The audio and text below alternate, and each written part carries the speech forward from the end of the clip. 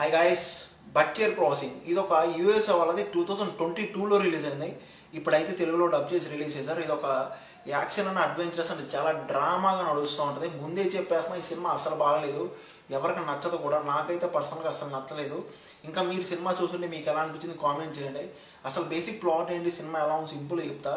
ఈలోపు ఒక లైక్ ఒక సబ్స్క్రైబ్ కొట్టేసాను ఫ్రెండ్స్, కొట్టేశారు కదా, థ్యాంక్ యూ.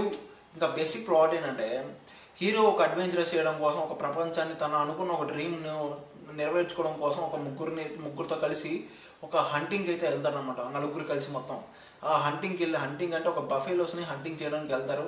హంటింగ్ చేయడానికి వెళ్ళి అక్కడ ఏం జరిగింది, వీళ్ళు ఎటువంటి ప్రాబ్లమ్స్ ఫేస్ చేశారు, చివరికి ఆ హంటింగ్ చేసుకొని ఆ యానిమల్స్ స్కిన్స్ తీసుకొచ్చుకున్నారా లేదా అనేది బేసిక్ ప్లాట్.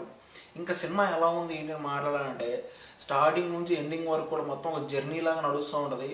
హీరోది మొత్తం కూడా చాలా స్లోగా, చాలా డల్గా, ఒక డ్రై కంటెంట్గా నడుస్తూ ఉంటుంది అడవుల్లో, కొండల్లో. ఇంకా సినిమా మాట్లాడడానికి కూడా ఏం లేదు. సినిమా హీరో కంటే పక్కన ఉన్న ఇంకొక అతనిది, గుండుగా ఉండే అతనిది, చార్లీ అని అతని పేరు. అతని పేరు గుర్తుంది కానీ హీరో పేరు గుర్తులేదు చూడండి, అలా ఉంటుంది. అతని క్యారెక్టర్ చాలా హైగా ఉంటుంది ఈ సినిమాలో.